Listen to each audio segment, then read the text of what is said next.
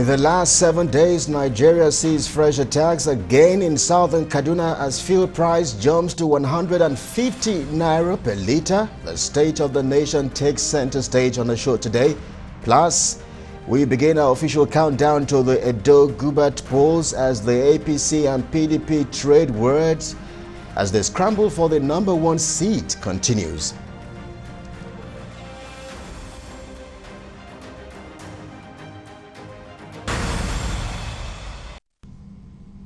Hello and welcome to our viewers here in Nigeria and all around the world. You're watching Firecrackers, where we discuss issues of national interest as well as get to engage the major players in the game of politics. I am Kelly Egiga. We are live in the United Kingdom in just a moment as we speak with a frontline worker. But let's begin with our COVID-19 update as cases in Nigeria rose by 453 on Saturday, pushing the country's total confirmed cases to 46,140. 6 more deaths were recorded for the day, lifting the death toll from 936 to 942. The new cases are spread across 19 states and the Federal Capital Territory, Abuja. Data from the Nigeria Center for Disease Control showed that the FCT led new cases for the day with 75, followed closely by the country's pandemic epicenter, Lagos, with 71 cases. Benue witnessed a spike in cases with 53 new infections reported. Delta and Borno saw 39 and 30 cases respectively, with Enugu recording 25 new cases. Plateau State saw 24 more cases, Osun 20, Abia 19, Oyo 17, Kaduna 16, while Kano and Ebonyi confirmed 13 new cases each. Other states with new cases are Ogun 9, Kwara 7, Ondo 6, Gombe 3, Ekiti 2, Akwa Ibom 1, and Rivers 1.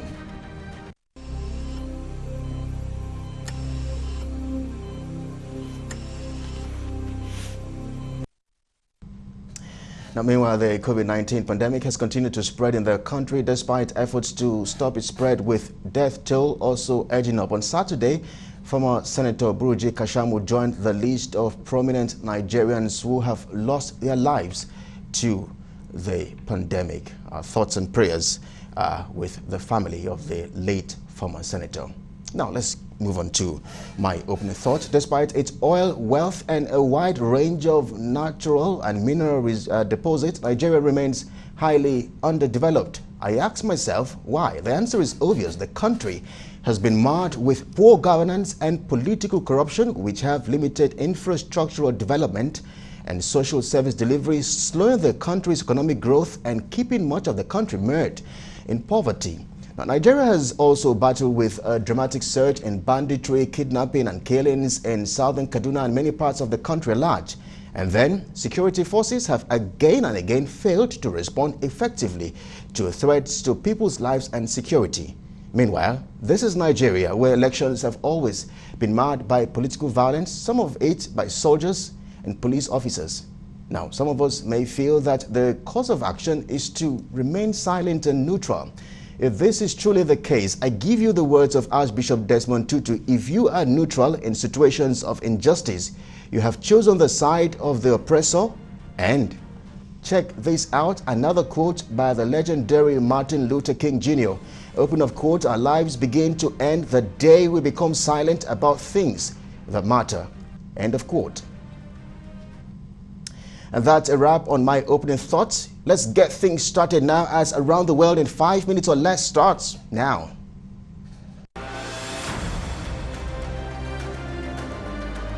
Lebanon's Information Minister Manal Abdel Samad announced her resignation, saying Prime Minister Hassan Diab's government failed to live up to the aspirations of the Lebanese people.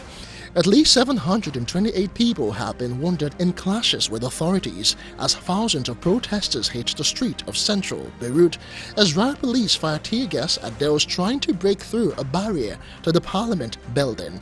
One police officer was also reportedly killed. Lebanon's Prime Minister Hassan Diab has called for early polls after Tuesday's deadly blast, saying it is the only way out of the country's crisis. the United States had set a record for coronavirus cases, with more than 5 million people now infected, according to a Reuters tally, as the country's top infectious diseases official offered hope earlier this week that an effective vaccine might be available by the year-end. Brazil's coronavirus deaths have surpassed 100,000 deaths 5 months after the first reported case, in a sign that the country has now contained the deadly disease. Afghanistan President Ashraf Ghani has agreed to release 400 Taliban prisoners after an Afghan Grand Assembly, known as the Loya Jirga, passed a resolution to approve the move. The resolution recommending the release of the prisoners was passed on Sunday at the end of a 3-day Loya Jirga, a traditional Afghan meeting of tribal elders and other stakeholders held to decide on momentous issues. Nearly 50 people have been killed across Pakistan after 3 days of heavy monsoon rain and flash floods. According to Pakistan's National Disaster Management Authority, 19 people died in rain-related incidents in northwestern Khyber Pakhtunkhwa province, 12 in southern Sindh province, 8 in Punjab province, and 10 in the country's scenic northern Gilgit-Baltistan region in the past 3 days. U.S. President Donald Trump has taken executive action to provide economic aid to millions of Americans hit by the pandemic, saying he was forced to do so after talks at Congress broke down. The directives include measures to support the unemployed, suspend payroll tax, and extend students' loans. Some of them are likely to face legal challenges, given that Congress controls federal spending, not the president.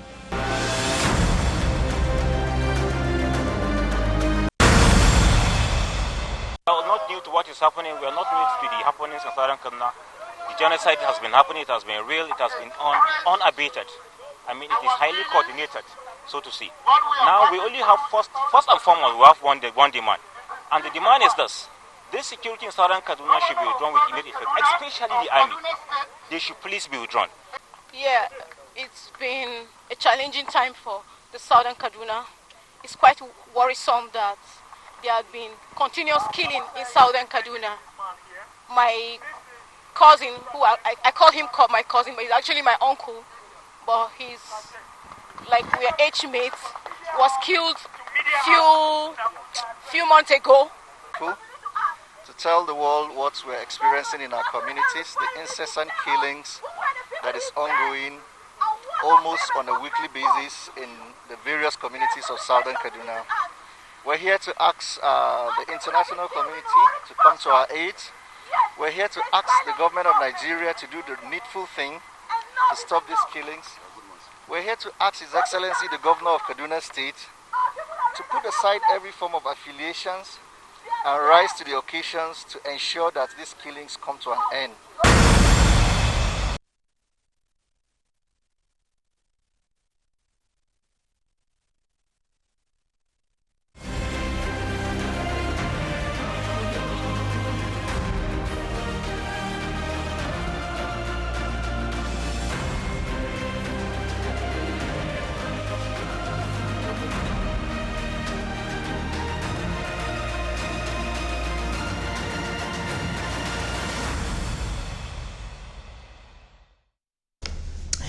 You're watching Firecrackers, and we are live here in Lagos, Nigeria. We have guests here in the studio. You'll get to hear from them in just a moment. But let's cross over live to the United Kingdom, where we have Dr. Etiowe Kanem standing by to speak with us, consultant family physician from the UK. Doctor, thank you most kindly for agreeing to speak with Galaxy TV. Let's begin with the front lines. How are the front lines today?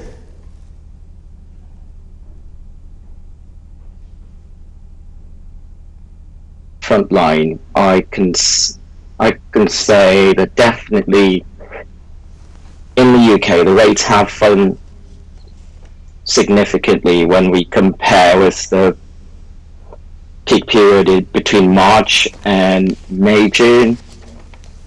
So currently we're probably seeing about, as of yesterday, 758 daily positive cases that were detected. And to put this in context, we would remember we were having about 5,000 positive cases or more during the peak period. Dr. Ekanem, we are having some very serious issues really hearing you, but if you can hear me loud and clear again, you caught COVID, and thank you for agreeing to share your story with us. We'll get to hear that story because we have a very pathetic situation in Nigeria here where a good number of Nigerians do not even believe that the virus does exist. But let's talk about the virus for a moment. What new are we learning about the virus? Well, I think one thing is pretty obvious. The virus is here to stay for some time.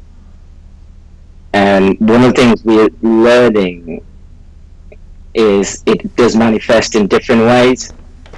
So some of the initial symptoms we had in mind, of course, like the fever, the cough, have now been expanded to include things like loss of taste, loss of smell, diarrhea, vomiting, abdominal pain, amongst other things. Okay, Doctor, just bring us up to speed with the events around the UK. I mean, what exactly is going on with the UK? Well, things are a lot better in terms of numbers in the UK. We've had to adapt how we manage patients in the context of COVID. So in the primary care setting, for instance, and indeed the hospitals as well, we have resorted more to remote consultations, so telephone consultations, video consultations, and these are things that perhaps have taken a lot more time to get approval for use.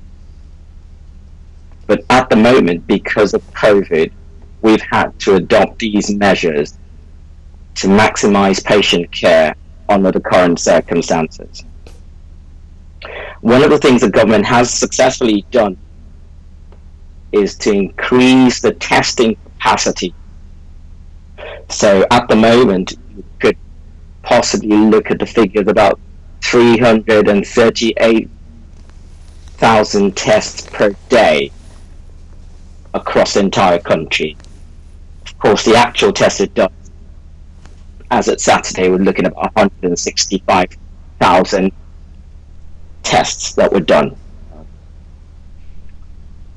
Dr. Ekanem, let's get to hear that story. You caught COVID, you have recovered, and we thank God that you're up and well. But share with us your experience. I mean, during when you caught COVID. I think when COVID was initially in the limelight, a lot of it was mentioned that it was like a mild flu and things of that sort. And I personally thought of things like the SARS episode had in the mid to late 2000s.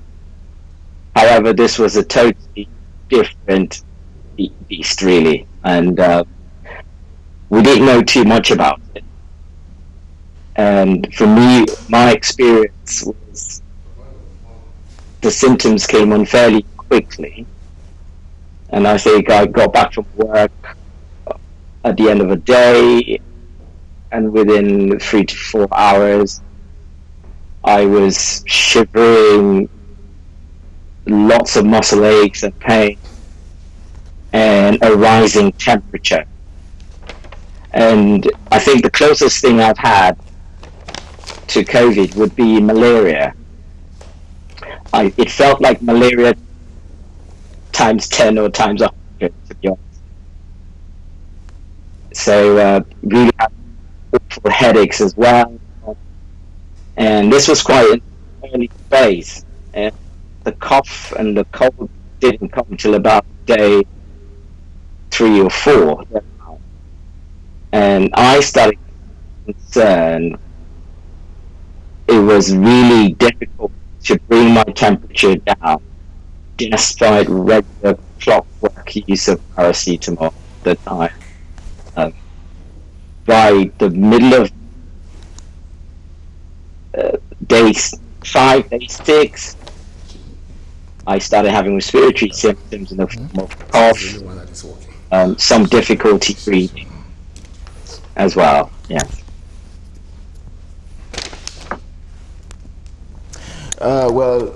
Dr. Kanem, if you can hear me, there are a number of questions to actually ask, but I think that's a good place to leave it. We'd like to thank you most kindly for agreeing to speak with Galaxy TV and then, you know, share your story, your COVID-19 experience with us. Many thanks indeed for speaking with us. Thank you. We have been speaking with a consultant family physician in the United Kingdom, Dr. Etowo Kanem. We'll just go for a break. We'll be back in just a moment. Stay with us.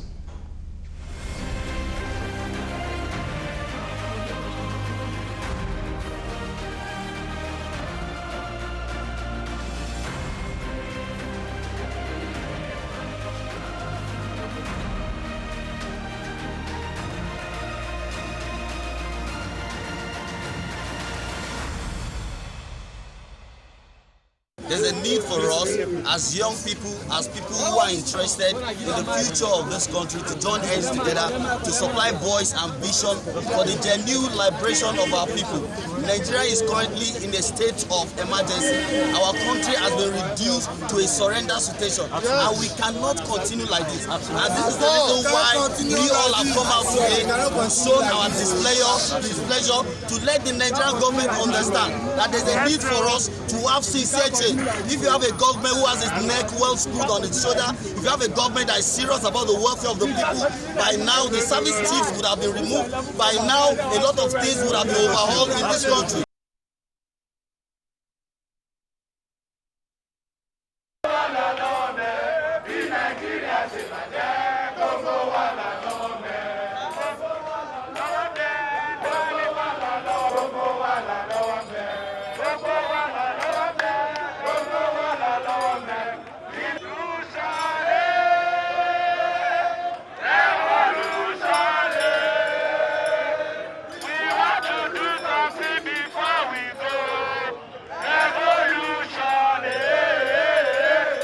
The point is that since the March, August 5, 2019, Nigeria has gone further down the hill. Yes.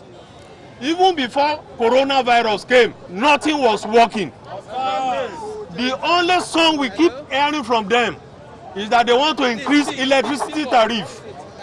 They want to privatize water. So that with our stolen money, they will buy the water, and just like electricity, we will not even be able to access water again. They said they have even introduced tax on house rent. Yes, so VAT.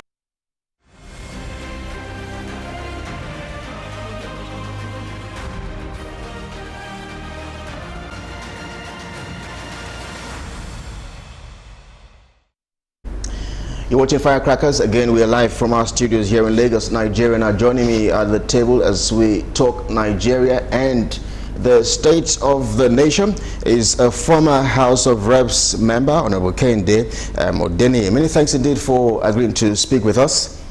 It's my pleasure. Yes, let's just begin with the clips of the protests we have just seen there from the Revolution Now protesters. I'm just wondering, any idea why these protests and at this time? Yeah, definitely every citizen has reasons and causes to complain for one reason or the other, especially when things are not going the way they expected.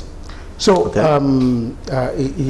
protest is all over the world against one situation or the other. Okay. So I don't think it's anything abnormal for citizens to hear their voice, and on any issue they feel that it's not moving the way they want. Does that tell why the presidency would describe the protests as a child's play and as irritation? Ordinarily, I wouldn't have expected that that should be the response from the presidency. What I personally would have expected is a message of assurance from the presidency and not a condemnation. Do not forget that the President Muhammadu Buhari, did not just get to that position. Nigerians voted. A lot of us risked our lives, risked a lot of things, put a lot of things on the table for us to go out, campaigned, and voted. So if at any point in time, anybody, whether you voted or not, say something about what is happening in the country, I don't think the response should be a kind of castigation or something. What I expected, at every point in time, the president should know that citizens must have their say, because we are running a democratic government. So, and at every point in time we say anything, okay, the president should continuously give us assurances of what. Because I was just going to also ask you right about now how you would describe the quality of leadership in Nigeria today. Yeah, if we look at the leadership style of President Muhammadu Buhari, you will realize that he doesn't talk too much, but that doesn't mean that he is not performing. Unfortunately, there has been so many events, so many things happening all together. Boko Haram, insecurity issues in several states of the nation and all sort of things, coupled with the COVID-19 that we just have all over the world. So if you look at this, because he's not a man of too many words, I expected that during this period of challenges in the nation, I would have loved a situation whereby the president would always be on the here at every point in time to give words of assurances to Nigerians that better days are coming. Okay, let's talk about the security aspect of the country for a moment. The president met with the service chiefs early last week, and there are talks about the need for the country to rejig its security architecture and get just re-engineer some changes and all of that. Are you positive about that meeting? Yeah, this is not the first time. That wouldn't be the first time that the president met with the service chiefs. The service chiefs. And very recently, there's been clamor for the change of the leadership of Nigerian security outfits. However, there are so many things that we need to go into that goes along with changes. It is not the person that is coming that will make the changes to actually happen. One, we are looking at what we have on ground, what strategies are the service chiefs and the entire security outfit putting in place to confront the security challenges that we currently have in the country. Okay. Again, we need to know how much are we putting in, are we spending on security in Nigeria? Because even if you put the best of brains to manage the security situation in the country, and such brains do not have the infrastructures to really fight the insecurity challenges, there's nothing they can do. So all these go together. By the time we have enough infrastructures in place to confront the insurgencies and every other thing, every other security issues that we have and challenges that we have, then we can now be looking at who are the people behind this? Who are the people that are you saying that's the reason why we have probably failed in terms of security in the country? Yes, in the past, because you see, everybody is looking at current situation, but however, there's no way you can talk about the current situation without looking at the past. Coming from past years, how much have we invested in our security architectures and infrastructures? It's sad. And by the coming of Muhammadu Buhari in 2015, okay, what he met on ground is not something that ordinarily should have been. He has spent a lot. We have spent a lot between 2015 up to date. You understand?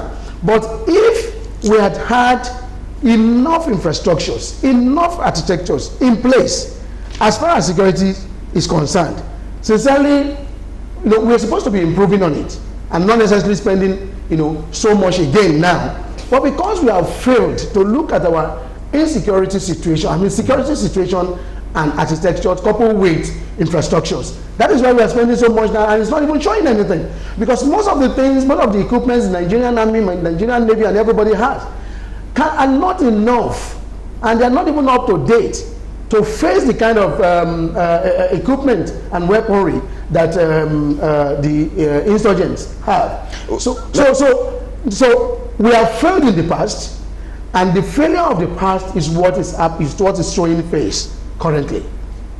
Let's leave security for a moment, but we'll come back to the security because we're live in Kaduna State in just a moment as we speak to the Sukapu president. But let's go to other areas of governance. We have the economy, we have the agricultural sector and all of that. But let's go to the economy and talk about the fuel price. It now stands at 150 naira per liter in Nigeria, a nation that produces one of the largest oil in the world. This is also a very unfortunate situation that we have to... Because since you have blamed infrastructure or whatever for the failure of the Nigerian government in terms of insecurity, why have we also failed in this other area? Yes, it is also the failure of the past.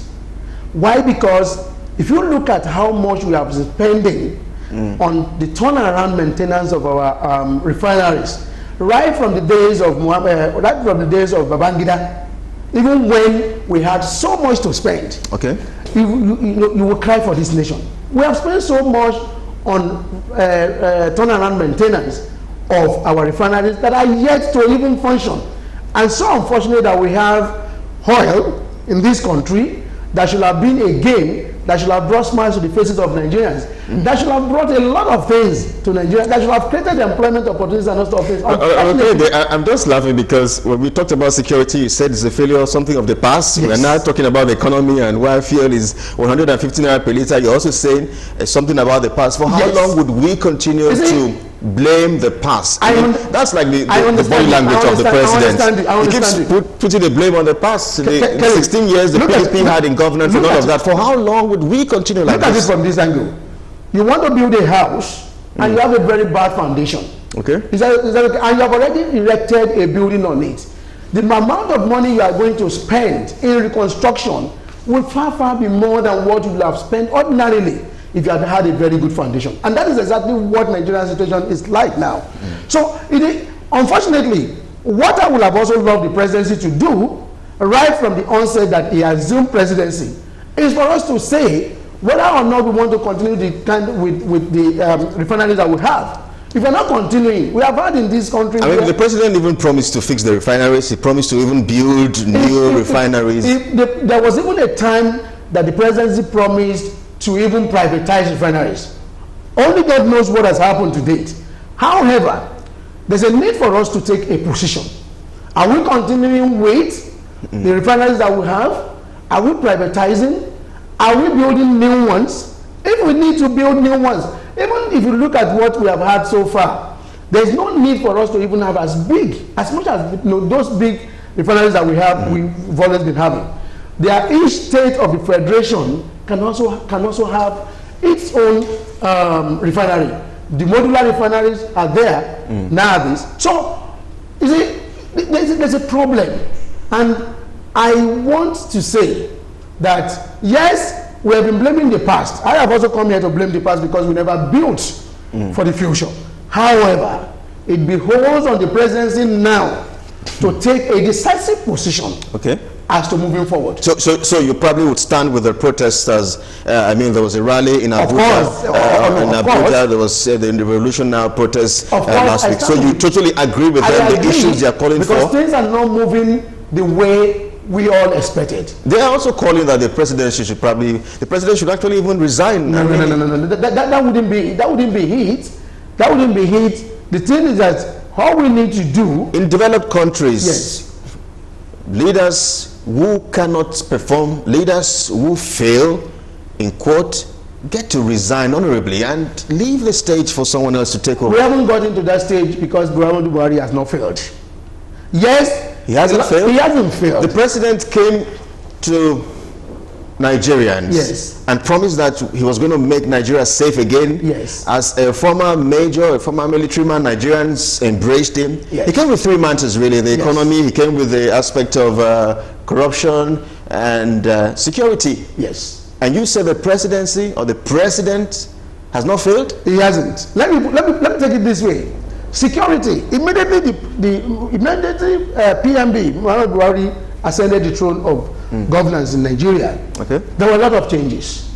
There were a lot of changes. You know, we won't be going too much into the past. Okay. However, a lot of our children that the Boko Haram kidnapped were released. Okay. Some of them were released. Right. Larger number of them were released. Again, he has also spent a lot of money also in the infrastructure department of the security business. However, do not let us forget that we are not fighting conventional war. We are not fighting conventional war. And there are also a lot of people, a lot of countries that are in support of insurgency in Nigeria.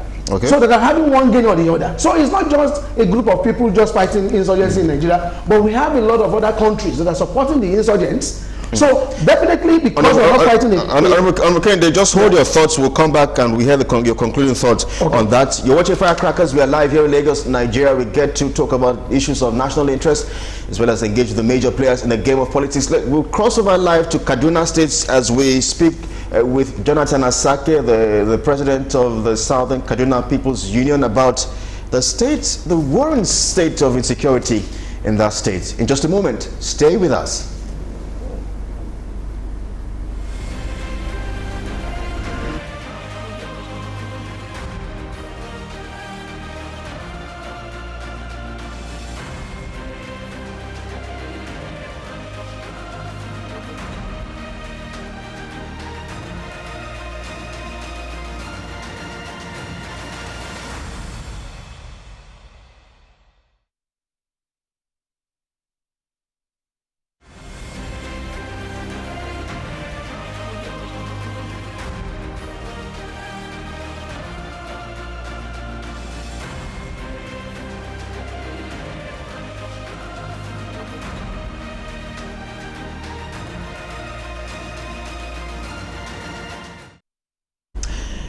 You're watching Firecrackers. Now let's cross over live to Kaduna State, where we have Jonathan Asake, the president of the Southern Kaduna People's Union, standing by to speak with us. Many thanks indeed for agreeing to speak with us, Jonathan.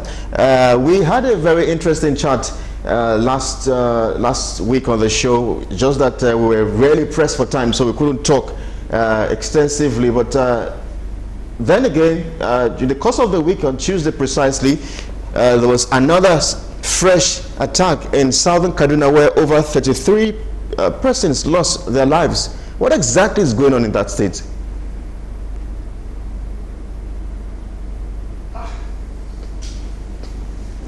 Well, we may have to just take another break. We'll be back in just a moment as we get to speak with Jonathan Asake live in Kaduna. In just a moment, stay with us. Is that they want to increase electricity tariff. They want to privatize water, so that with our stolen money they will buy the water, and just like electricity, we will not even be able to access water again. They said they have even introduced tax on house rent. Yes, so due to what is happening, we are not new to the happenings in Southern Kaduna. The genocide has been happening, it has been real, it has been unabated. I mean, it is highly coordinated, so to see. Now we only have, first and foremost, we have one demand. And the demand is this. This security in Southern Kaduna should be withdrawn with immediate effect, especially the army. They should please be withdrawn. Yeah, it's been a challenging time for the Southern Kaduna. It's quite worrisome that there have been continuous killing in Southern Kaduna. My cousin, who I call him my cousin, but he's actually my uncle, but he's like we're age mates, was killed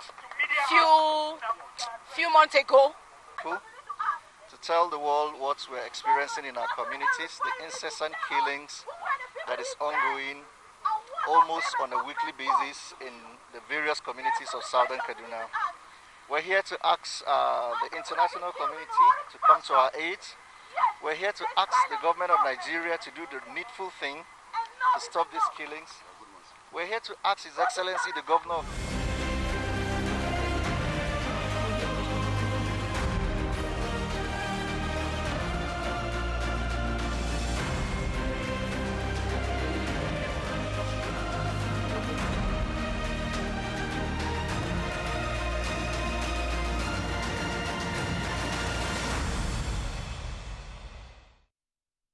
Welcome back. You're watching Firecrackers. Again, we're making efforts to reconnect with Jonathan Asake live in Kaduna State. But let's come back now and speak with my guest, a former member of the House of Representatives. He is actually on the hot seat. Well, you have an APC background, so I mean that probably tells why I'm also sounding the way I am. In just a moment, we'll talk about the drama ongoing in Edo State, where the police are currently stationed in that state, and especially the State House of Assembly. We made efforts to reach the police in that state, especially the PRO. He promised to speak with us. We hope that he can in the course of the show to engage him about the level of preparations. It's just a few weeks away to the elections, but let's go back now and talk about the state of the nation as we begin to round off on these. What are the ways forward, really? I mean, in terms of security, in terms of the economy, in terms of corruption and all of that. I mean, for instance, even the corruption allegations against the EFCC boss, against the NDDC, it does appear it's almost dying a natural death. Yeah, let me put it this way. It's very unfortunate that a lot of things are coming together at the same time. One, security. I think it is high time that the presidency looks deeply into, one, the finances, and two, the personnel. It's very, very important. Again, in respect of economy, we have very good brains in Nigeria. And all the president needs to do is to bring a lot of people together to look at where we stand and where we are going. And unfortunately, COVID-19 has brought a lot of challenges into the economic situation in the whole world. That simply means that whatever plans we have had we have had earlier before COVID, we need to go back again, sit down again, and look at the way forward. You understand? And again,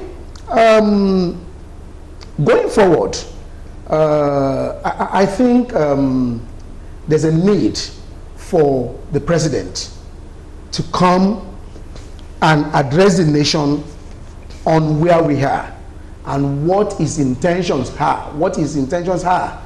For moving Nigeria forward. It's very, very important. I don't know if you want me to talk about Edo State now. No, we'll talk about Edo in just a moment. Let's just go and just play some snippets. We'll be back in just a moment as we get to talk about the race to the polls in Edo State in a moment. Stay with us. We hereby frozen the Edo State House of Assembly accounts and any public account being operated by a member and official of Edo State House of Assembly in conjunction with state government, including the clerk and others. Therefore, all bank managers of the above mentioned issues and affected accounts are hereby directed to ensure strict compliance. How he has, given credence to our beliefs, and nobody is in doubt as to how he has put constantly the development gear into reverse of the state. There is no development, either of persons or of the environment. There is no unity. And let me tell you something. When people say, and I don't want you to take it as a loose statement, to say that there can be no development in an atmosphere of rancor. We have been in rancor as a party and as a state since the emergence of Godwin Obaseki as governor of Edo State. Ground. APC as a party has a lot of strength in Edo, a lot of strength in Edo. And for me, the PDP is already there. There is no amount of money that will revive PDP here.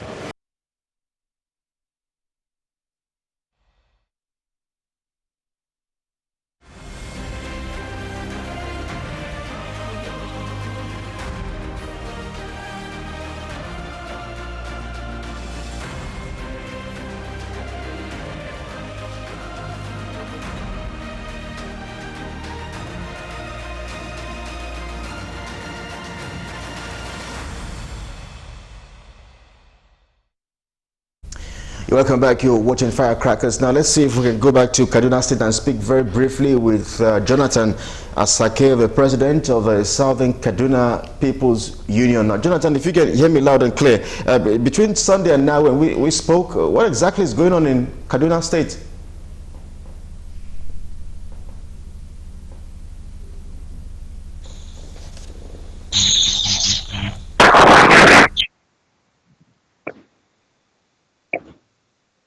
Can you hear me very well?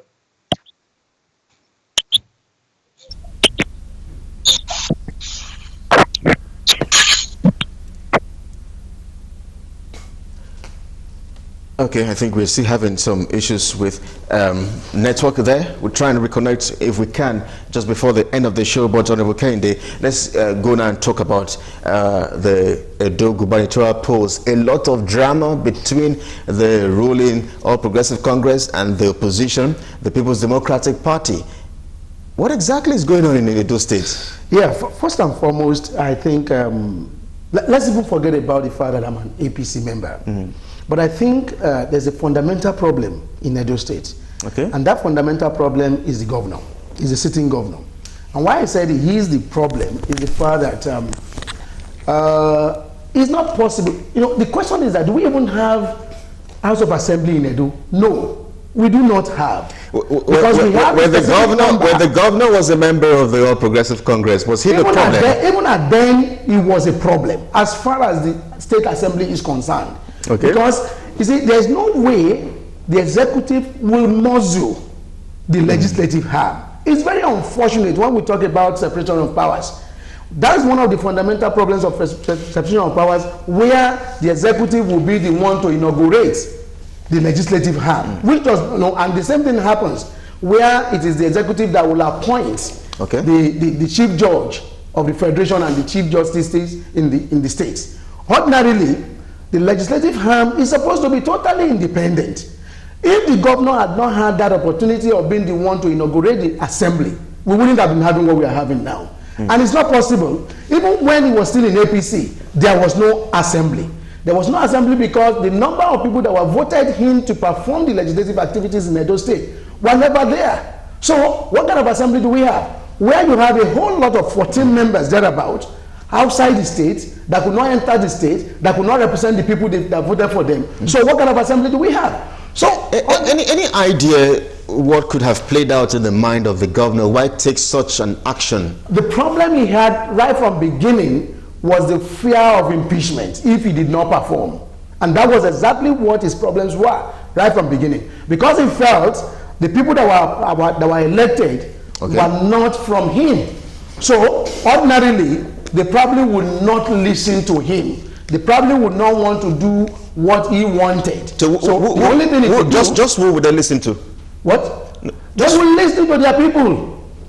They were supposed to be listening to their people. They were supposed to be listening to the people that elected them. When you say your people, are you referring to the embattled former national I'm talking about president of the APC, Adam Shomane? The people that elected them. So, and you see, that's the question we need to have. So, why would the governor would not want them to sit?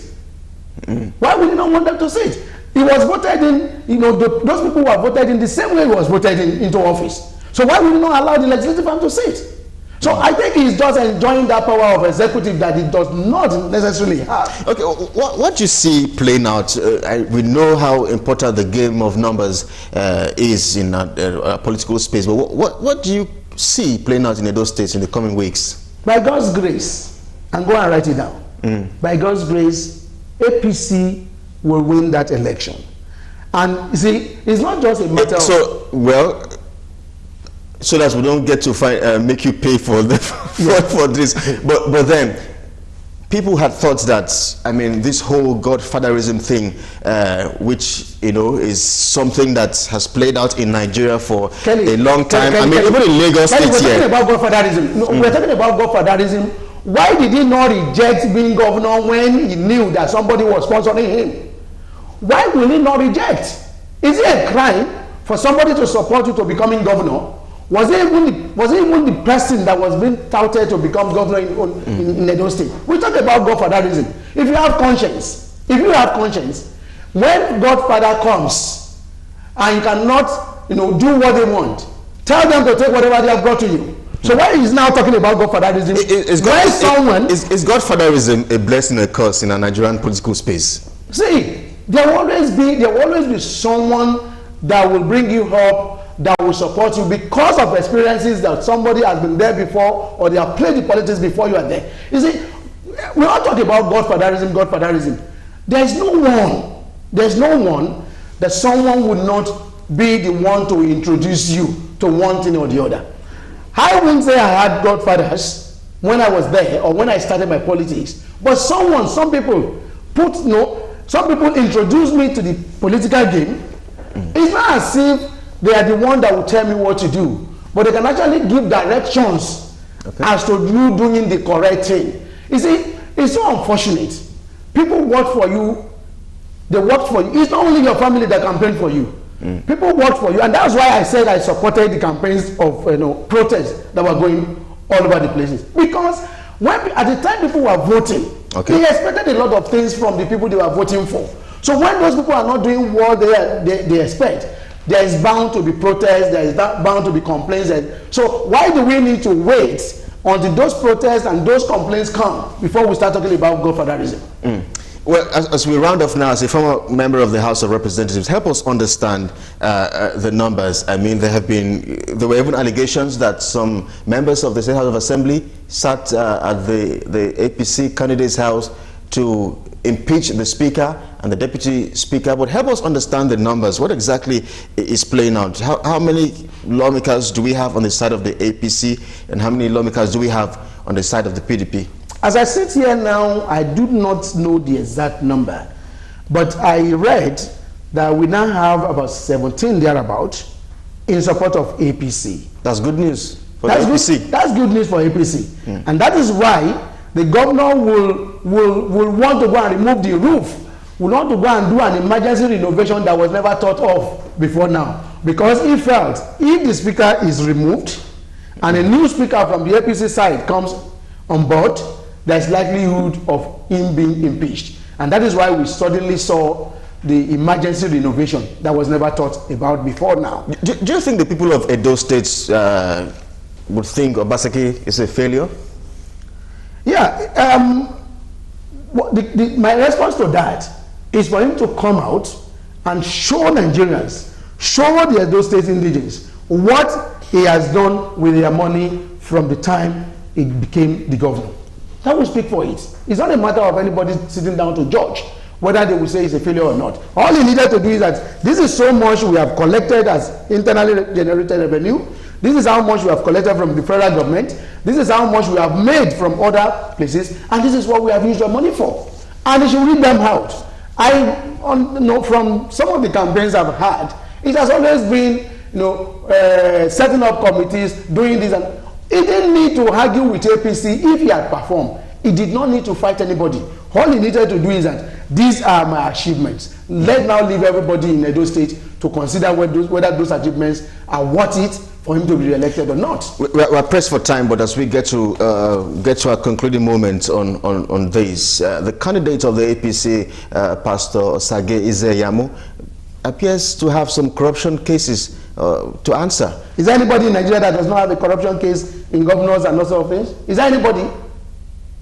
I do not have. No, I don't know about you. I don't have. I'm talking about the gladiators. Is there anyone that does not have one case or the other? However, why don't we just leave that case for the judges to determine? I'm asking this because when the PDP made these allegations, your party responded by throwing fingers at the governor of Adamawa State, Umaru Fintiri, and I think another governor from another state who also have corruption cases and who were eventually elected governors. What I'm saying is that why do we not leave the judges? The case is in court, so why do the PDP people, why do they not leave the case for judges to determine whether he is actually corrupt or not? And I think that would have been the best judgment out of this, rather than pushing blames here and there. Let them leave the judges to determine. The case is in court, so nobody should judge outside the court. Well, just before we round off on the show today, again, let's make an attempt to go back to Kaduna State, where Jonathan Asake is standing by, the president of the Southern Kaduna People's Union. Jonathan, if you can hear me loud and clear, very, very quickly, what exactly is going on in that state, especially the southern part of the region?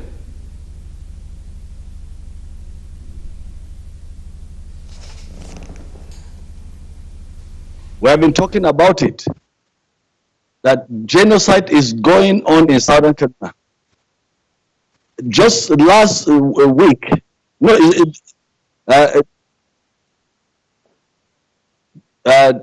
you hear me? 33 people were killed. Yes, and it has not stopped. And nobody has been apprehended. Nobody has been prosecuted, despite the 24 hours curfew imposed on this community. But the killers have found their way to continue to kill and destroy with impunity. So it's the same story. And the governor in the state continue to explain, to give reasons why the killings must go on.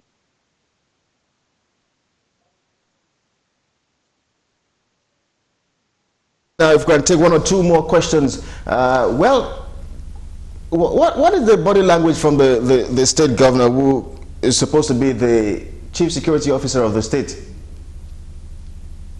The body language is he is not finding a solution to the crisis or to the killing, but he's trying to give reasons why the killings are continuing, and he's blaming the victims, blaming the leaders of Southern Kaduna, blaming the community, but not a single one of these militia has been prosecuted, even when they are arrested, even when the community chase them and arrest them.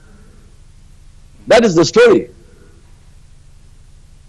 Okay, just one final question. Talk to us about the mood in Southern Kaduna at the moment. What's the mood in that state? What's the atmosphere like? The mood in Southern Kaduna, truly the people feel they have been abandoned by the government. Yes, the very people that are supposed to ensure their security have left them in the cold. Thousands are in IDP camps. They have been displaced. They cannot go to their farm. They are starving. Only good-spirited individuals take relief materials to them. And the government came out and said that nobody that is displaced. But thousands of people have been displaced out of their community. So it is not true. So his body language is saying that he is part of the problem. Jonathan Asake, would like to thank you most kindly for agreeing to speak with Galaxy TV. Our thoughts and prayers are with the people of Kaduna State, especially in the southern part of that state. We hope to speak with you again subsequently on the show. Thank you. Well, what a situation we have in Kaduna State. We are pressed for time, but what would you say to the governor of Kaduna State? Yeah, I think the governor of Kaduna State has not done enough. He has not done enough because he needs to come out and tell us precisely what he is doing to curtail the problem of the Southern Kaduna. Okay. He's behaving as if Southern Kaduna is not part of Kaduna State. And you know, if on a daily basis your citizens are being killed and you're the chief security officer of that state, I think it behoves on him to come out and protect the lives and properties of all Kaduna State indigenes, because that was exactly what he sworn to. So he needs to come up and say something. Honorable Kehinde Odeneye, a former member of the House of Representatives, would like to thank you most kindly for making our time to share your insight with us. Thank you very much. Ladies and gentlemen, that's just about the size of our package. The show is back again next week. I am Kelly Egiga. Bye for now.